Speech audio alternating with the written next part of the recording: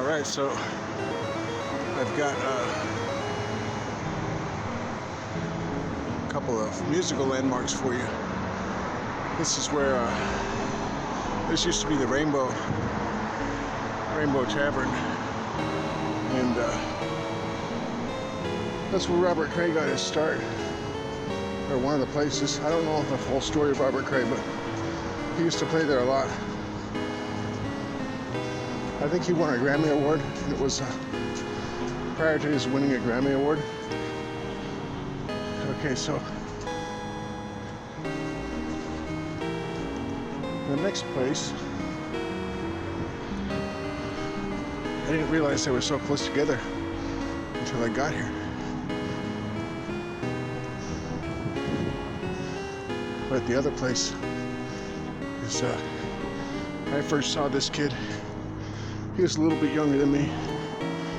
He was a singer, and there was a TV show called Town Meeting with Kent Schramm on Como 4 here in Seattle.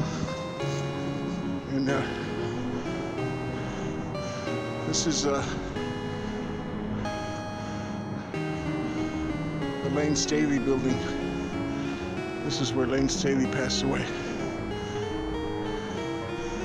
Well, I think he was one of the greatest singers I've heard.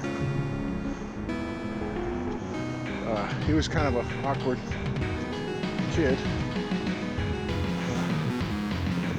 He was finding himself, I think, back then.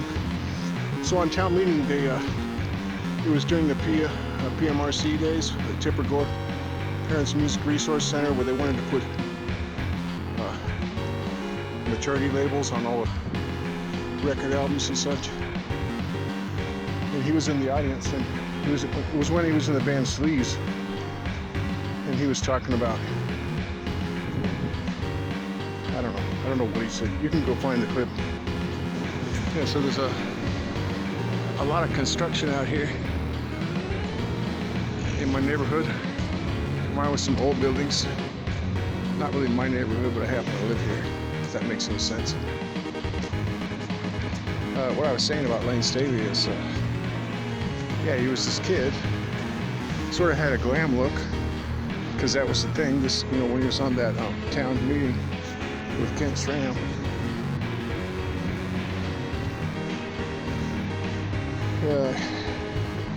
And he was talking about his band Sleaze, and I forget, he had some kind of comment like, it was about censorship.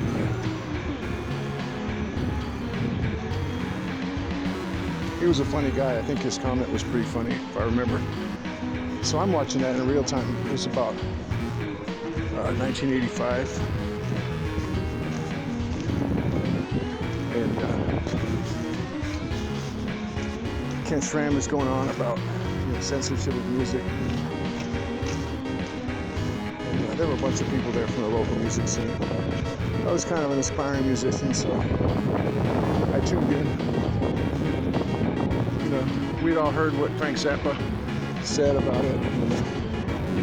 Well, maybe I have my timeline confused, but it was around that time Frank Zappa weighed in too on censorship or labeling of music.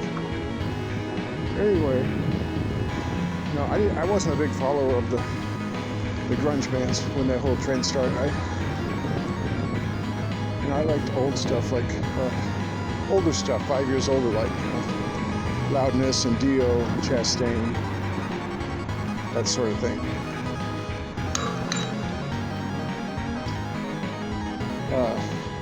But as it turns out, Layne Staley ended up being, one of the greatest singers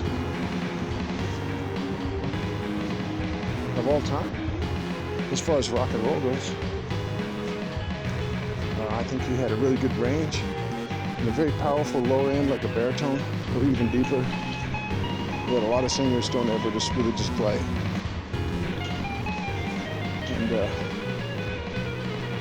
it's kind of tragic the way a lot of these rock stars just end up taking a lot of drugs. Well, I don't know.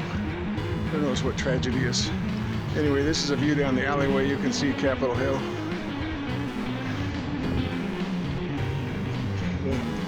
It's a University of Washington Medical Building, a couple of them. But yeah, Staley ended up being one of my favorite, excuse me, one of my favorite singers. And I like Jerry Cantrell just for the fact that he was rocking a G&L a lot of the time. There aren't a ton of professional players that are using G&L, but there should be, because especially the G&Ls made back in the 80s and such, they were really good. I've heard some of the more modern ones have some fret sprout and stuff, or the ones coming out of Indonesia. I've had my share of G&Ls, as you might have seen on this channel, and I never had any problems with fret sprout or any of that.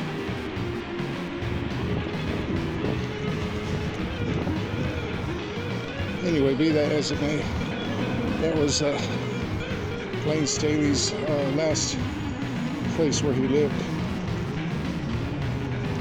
And I had it confused. I thought that the Rainbow and his condo, Staley's condo, were on two different avenues, but there they were, right next to each other. So that's really interesting. Got the new apartments style housing. That's some old brick. There's a lot of student housing around here. Anyway, I'm going to sign off.